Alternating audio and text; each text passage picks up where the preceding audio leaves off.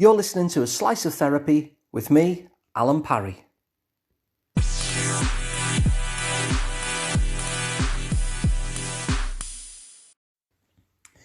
I wonder if you remember when you were younger and you first learned to use a cup.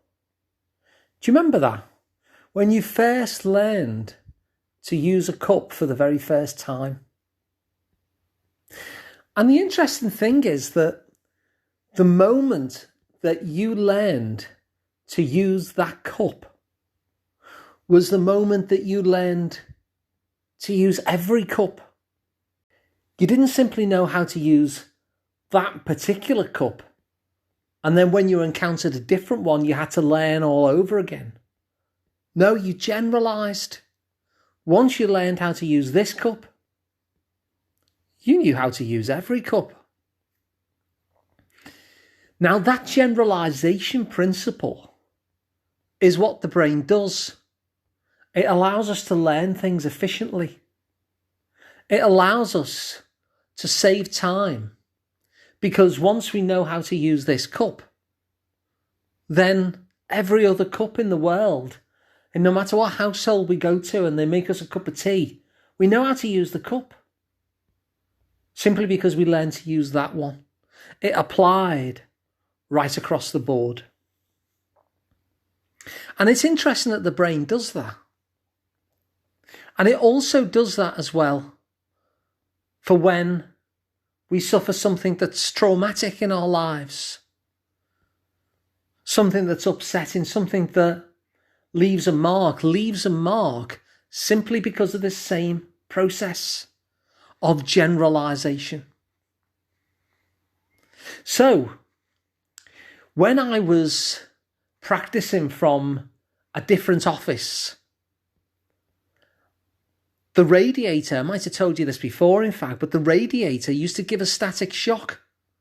Do you know that sometimes you touch it and it gives you a static shock? It's horrible, isn't it?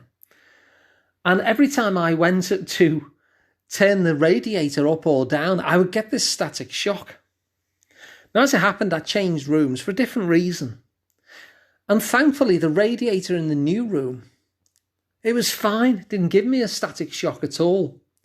And yet, every time I approached the radiator, this completely innocent radiator that had never shocked me at all, I was ever so cautious. Now, logically, I was saying, now, come on, Al. This is a completely different radiator. You don't get an electric shock from this one. You don't get a static shock from this one. And my nervous system was going, well, you say that. But I remember what radiators are like.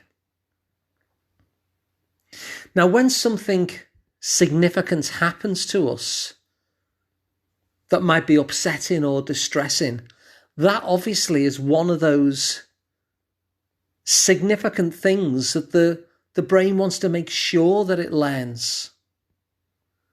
After all, if something threatening has happened to you, then much more so even than how to use a cup, it wants to remember that, because of course the brain's job is to keep you alive.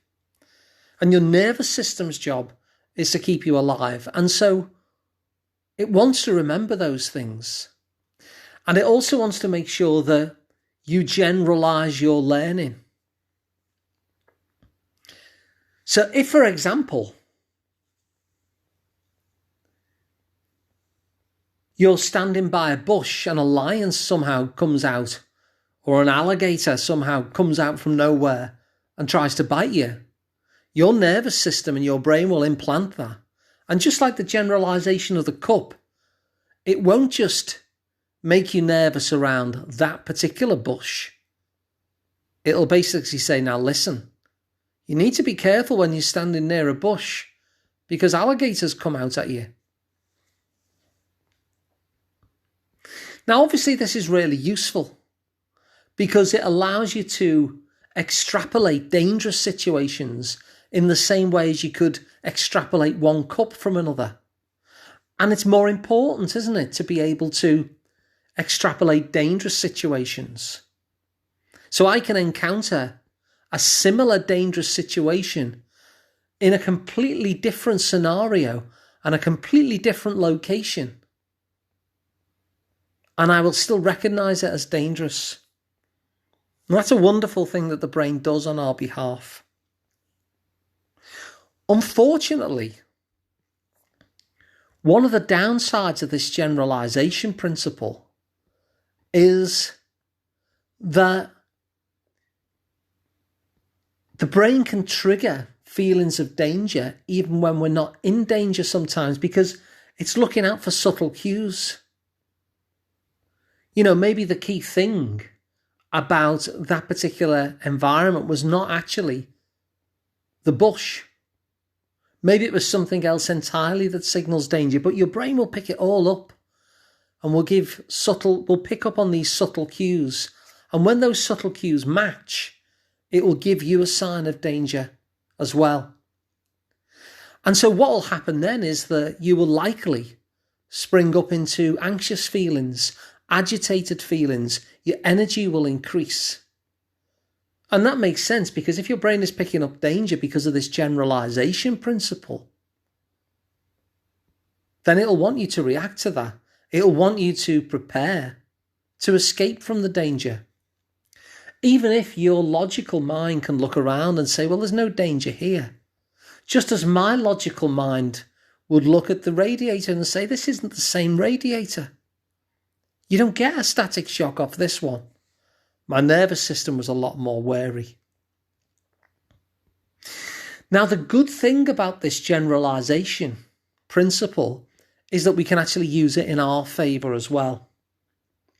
And so if you've had a difficult set of experiences, maybe home life when you were a child or something else, maybe experiences in school or whatever, the generalization principle means that what you can actually do is to pick a scene and go through a process that allows you to reimagine it in a very particular way. In such a way, in fact, that your feelings are essentially rewritten. Now, the common objection to this is, well, a lot happened to me when I was growing up, and so I can't do an imaginal scene on all of this. But the generalization principle means that you don't have to. Now, if I went and took any particular scene that felt representative, especially if it was a scene that I was kind of connected to in my mind that particularly stuck out, then we could use these imagination techniques in order to change how your nervous system responds to things that are like that. And so it means you don't have to rewrite everything. You just need to kind of reimagine one, maybe two scenes which are going to be important for you. And then that generalization principle kicks into play. The principle which allowed you to be able to know how to use every cup just because you'd used one. The same generalization principle that made me frightened of this radiator just because I'd encountered a problem with the other one. The same generalization principle that allows you to be anxious around this bush just because a similar bush produced an alligator. And so we can use that generalization principle to imaginally recreate a scene that produced a scared response in us, so that it creates feelings instead that will trigger a different response from our nervous system. Now, the benefit of that is that when you then encounter a scene that isn't dangerous, but our nervous system has somehow responded as if it is, it'll stop doing that. And because it stops doing that, our nervous systems won't trigger in the same way. And because our nervous systems don't trigger in the same way, then our experience of life is different too. Our experience of being able to communicate effectively with others is different. the self-sabotage that we might engage in order to keep us safe can go away because it's simply not needed anymore, because we're not having that trigger and that response from our nervous systems that make us feel as though we're not safe, even though logically, our logical brain will say we are. And so to recap, we looked at how when you used one cup and learned how to use one cup, you therefore knew them all. You saw as well as when I had trouble with a static shock from one radiator, it made me nervous of the radiator next door, even though I knew it was safe. And how that is so similar to when something bad happens, something memorably significant happens in an upsetting way, how we do exactly the same as what I did with the radiator. But we saw too as well that the generalisation principle means that we can take, even if there's been lots of these situations throughout our history, we can simply take a representative scene, and by using this special imaginational technique that I use in my practice, we can actually rewrite that scene in such a way that the feelings and the nervous system responses are rewritten too. And so when you encounter that situation, so when I encounter the radiator, for instance, I don't have that scared response anymore. And because I don't have that scared response, and because you don't have that scared response, then you have a very different experience of the world and much more greater control over yourself and those strategies that you use in order to keep you safe, whether that's hiding, whether that's some sort of self-sabotage, whether it's some action that you take in order to kind of soothe the difficult feelings that come up when our nervous systems respond, whatever it is, because the nervous system isn't responding to that thing anymore, then those kind of strategies are not needed either.